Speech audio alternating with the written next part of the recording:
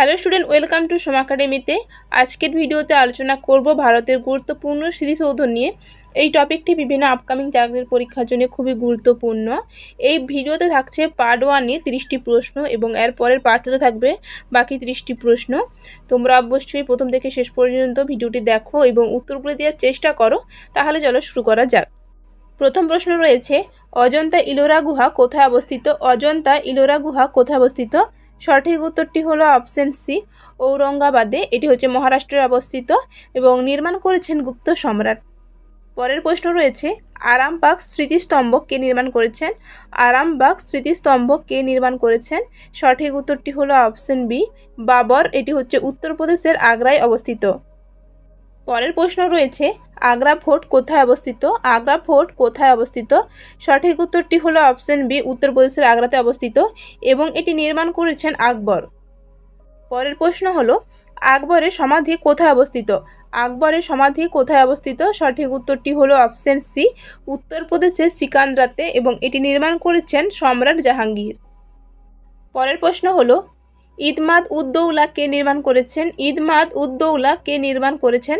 সঠিক উত্তরটি হলো অপশন সি, নূরজাহান। এটি হচ্ছে উত্তরপ্রদেশের আগ্রায় অবস্থিত। পরের প্রশ্ন হলো, আনন্দ ভবন কোথায় অবস্থিত? আনন্দ ভবন কোথায় অবস্থিত?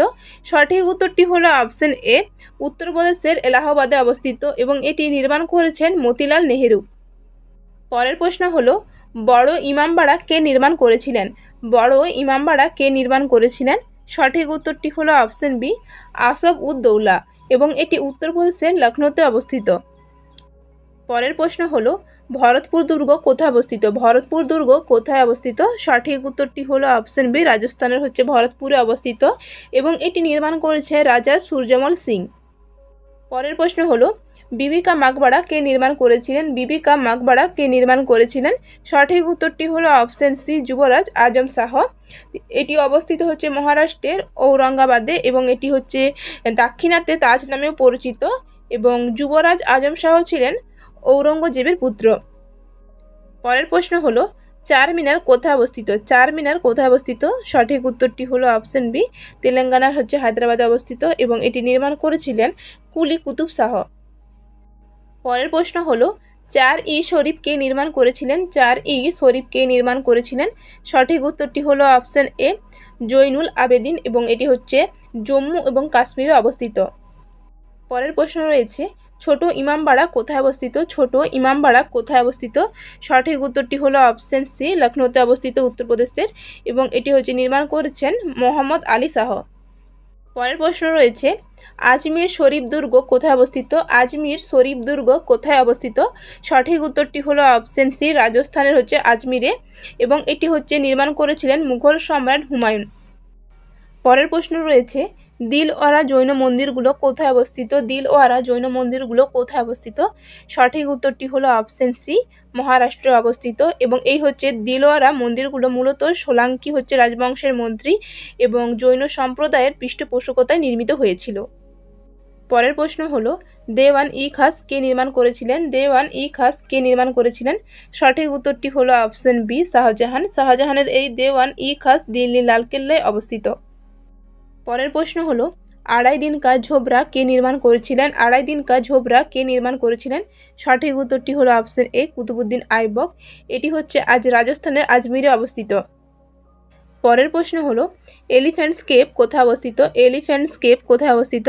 সঠিক উত্তরটি হলো অপশন সি, মুম্বাইতে অবস্থিত এবং এটি নির্মাণ করেছেন রাষ্ট্রকূট রাজবংশ। পরের প্রশ্ন হলো, ফতেপুর সিক্রি কে নির্মাণ করেছিলেন? ফতেপুর সিক্রি কে নির্মাণ করেছিলেন? সঠিক উত্তরটি হলো অপশন সি, আকবর। এটি হচ্ছে উত্তরপ্রদেশের আগ্রা জেলার নিকটে অবস্থিত। তো ডিয়ার স্টুডেন্ট, ভিডিওটি কেমন লাগলো অবশ্যই কমেন্ট করে জানিও এবং ভিডিওটি ভালো লাগলে অবশ্যই লাইক করো এবং চ্যানেলে নতুন হলে চ্যানেলটি সাবস্ক্রাইব করতে ভুলো না। পরের প্রশ্ন দেখে নেব। পরের প্রশ্ন হলো, ফিরোজ শাহ কোটলা কোথায় অবস্থিত? ফিরোজ শাহ কোটলা কোথায় অবস্থিত? সঠিক উত্তরটি হলো অপশন সি, দিল্লিতে অবস্থিত এবং এটি নির্মাণ করেছেন ফিরোজ শাহ তুগলক। পরের প্রশ্ন হলো, গোলঘর কোথায় অবস্থিত? গোলঘর কোথায় অবস্থিত? সঠিক উত্তরটি হলো অপশন বি, বিহারের পাটনাতে অবস্থিত এবং এটি নির্মাণ করেছেন হচ্ছে ব্রিটিশ সরকার। এটি হচ্ছে 18 শতকে শস্য সংরক্ষণের জন্য নির্মাণ করেছিলেন। পরের প্রশ্ন হলো, ভারতের প্রবেশদ্বার বা গেটওয়ে অফ ইন্ডিয়া কে নির্মাণ করেছিলেন? ভারতের প্রবেশদ্বার বা গেটওয়ে অফ ইন্ডিয়া কে নির্মাণ করেছিলেন? সঠিক উত্তরটি হলো অপশন এ, ব্রিটিশ সরকার। এটি হচ্ছে মুম্বাইতে অবস্থিত। পরের প্রশ্ন হলো হজ খাস কে নির্মাণ করেছিলেন? হজ খাস কে নির্মাণ করেছিলেন? সঠিক উত্তরটি হলো অপশন সি, আলাউদ্দিন খিলজি। এটি হচ্ছে দিল্লিতে অবস্থিত। পরের প্রশ্ন হলো হাওয়া মহল কোথায় অবস্থিত? হাওয়া মহল কোথায় অবস্থিত? সঠিক উত্তরটি হলো অপশন বি, জয়পুরে অবস্থিত, রাজস্থানের, এবং এটি নির্মাণ করেছেন মহারাজা প্রতাপ সিংহ।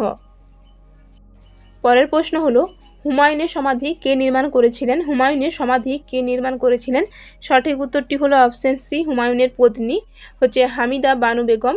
এটি হচ্ছে দিল্লিতে অবস্থিত।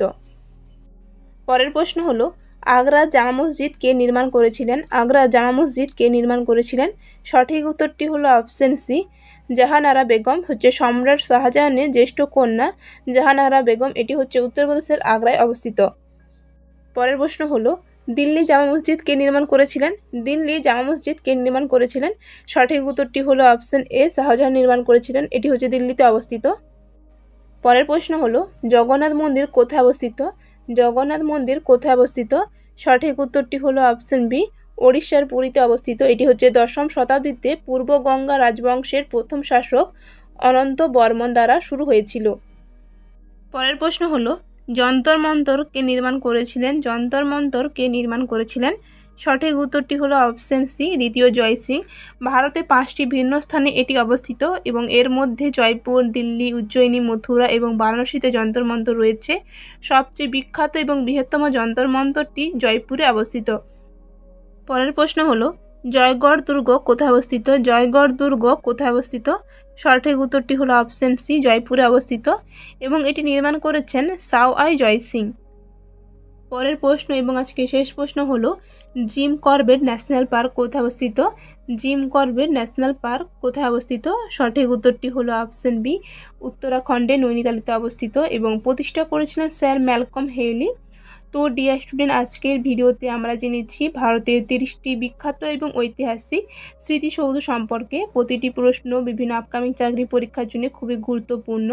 তোমার যদি ভিডিওটি ভালো লেগে থাকে তাহলে অবশ্যই লাইক, কমেন্ট এবং শেয়ার করো।